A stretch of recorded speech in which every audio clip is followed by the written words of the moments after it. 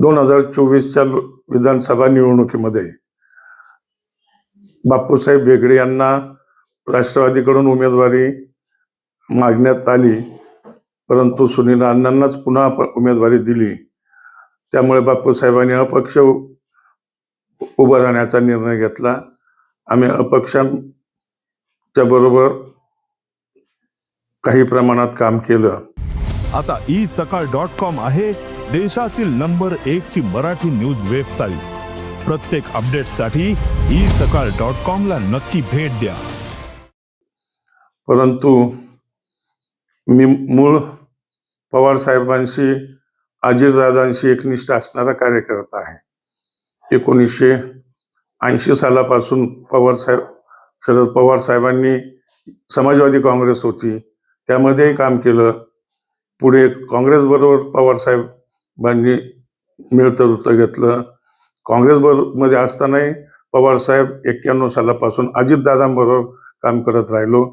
अजितदादांबरोबर मी जिल्हा बँकेचा अध्यक्ष झालो, उपाध्यक्ष झालो, बँक असोसिएशनवर संचालक झालो आणि अजितदादांचे आमचे अतिशय घनिष्ठ संबंध निर्माण झाले. त्यातून मावळ तालुका 99ला राष्ट्रवादी काँग्रेसची स्थापना झाली. ते मी राष्ट्रवादी काँग्रेसचा संस्थापक सदस्य आहे आणि गेल्या 25 वर्षात 4 वेळा राष्ट्रवादी काँग्रेसचा अध्यक्ष झालो आणि तालुक्यामध्ये सर्व संस्थांमध्ये तरुण कार्यकर्त्यांना कशी संधी देता येईल, ज्येष्ठांचा आदर कसा राखता येईल, अशा प्रकारचं कार्य आम्ही केलं. राष्ट्रवादी काँग्रेस पक्षामध्ये 25 वर्ष मावळातून आमदार नसतानाही आम्ही अडचणीच्या काळात पदरमोड करून आमच्या कार्यकर्त्यांनी संघटना टिकवली. पवार साहेब आणि अजितदादांचं नेतृत्व कायम मान्य केलं. 2019च्या निवडणुकीमध्ये सुनील अण्णा शेळके यांनी भाजपतून राष्ट्रवादीमध्ये प्रवेश करून त्यांना मान्य अजितदादा आणि पवार साहेबांनी उमेदवारी दिली आणि त्यावेळेला मी तालुक्याचा अध्यक्ष होतो. मी सुनील अण्णांचं स्वागत केलं. आमच्या सर्व कार्यकर्त्यांसह आम्ही जोमाने काम केलं. सुनील अण्णा 94,000 मतांनी निवडून आले. पुढे 5 वर्ष अजितदादांनी आमदारांच्या माध्यमातून मावळ तालुक्याला कोट्यवधी रुपयाचा निधी दिला. अनेक विकास कामं झाली आणि त्यामध्ये यावेळेलाही बापूसाहेबांच्या पक्ष उमेदवारी असताना सुनील अण्णा 1,12,000 मतांनी निवडून आले. निवडणुकीनंतर राजकारण काही काळ स्थिर झालेलं होतं आमचं, परंतु नव्याने आता काही कार्यकर्त्यांना भाजपच्या नेतृत्वाकडनं संपर्क झाला आमच्याशी. परंतु मी सांगितलं की मी राष्ट्रवादी काँग्रेसचा संस्थापक आहे, सदस्य. मी राष्ट्रवादी काँग्रेस बरोबर अजितदादा. काय सांगणार सर, शेकडो लोक जे आहे ते भाजपमध्ये जाणार होते, कशा पद्धतीनं बाकीच्या लोकांना तुम्ही थांबवण्याचा प्रयत्न केला? यामध्ये 2024च्या विधानसभा निवडणुकीत बापूसाहेबांच्या प्रेमाखातर, संपर्क खातर बऱ्याचशा राष्ट्रवादीच्या कार्यकर्त्यांनी अपक्ष उमेदवाराचा प्रचार केला. परंतु सर्व कार्यकर्त्यांची मानसिकता आहे की आपण राष्ट्रवादी काँग्रेसचे आहोत आणि राष्ट्रवादी काँग्रेसबरोबर राहायचं. मी तर राष्ट्रवादी काँग्रेसचा आणि पवार साहेबांचा हाडाचा कार्यकर्ता आहे, अजितदादांचा अतिशय जवळचा कार्यकर्ता आहे आणि म्हणून तालुक्यातील गाव पातळीवरचा कार्यकर्ता, आमचा तालुका पातळीवरचा कार्यकर्ता, त्या सगळ्यांची धारणा आहे की आपण राष्ट्रवादी काँग्रेस पक्षाबरोबर अजितदादांच्या राहिलं पाहिजे. सर, आपण अपक्षांचा प्रचार केला होता, मात्र सुनील शेळके जे आमदार आहेत ते त्यांनी तुमच्यासोबत संपर्क केला होता का निवडणूक संपल्यानंतर?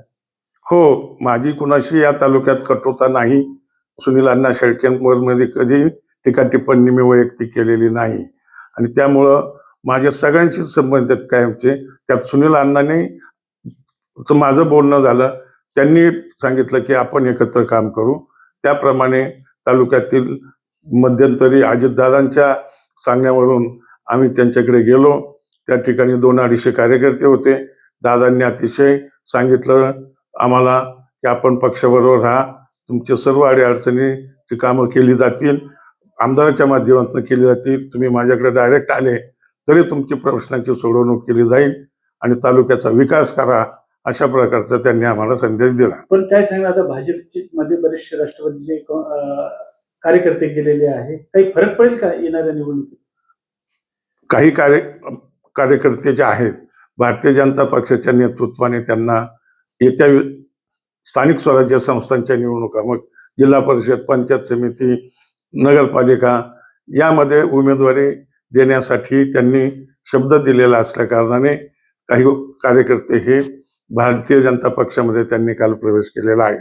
परंतु राष्ट्रवादीच्या कार्यकर्त्यांची धारणा आहे की आपण पक्षाबरोबरच राहायचं. लवकरच अजितदादा तालुक्यात येणार आहेत आणि त्या दृष्टीने आम्ही तयारी करीत आहोत.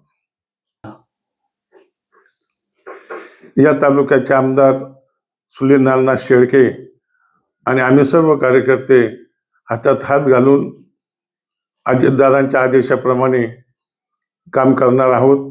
येत्या स्थानिक स्वराज्य संस्थांच्या निवडणुकामध्ये आम्ही सर्वजण चिकाटीने काम करून मावळ तालुक्यातील स्थानिक स्वराज्य संस्थांमधील लोणावळा, तळेगाव, वडगाव, नगरपालिका, जिल्हा परिषद, पंचायत समितीच्या निवडणुका असतील, सहकार क्षेत्रातल्या निवडणुका असतील, या सर्व निवडणुका निश्चितपणाने 100% जिंकून राष्ट्रवादीचा झेंडा फडकवला जाईल या पंचायत समितीवरती, असा मला विश्वास वाटतो.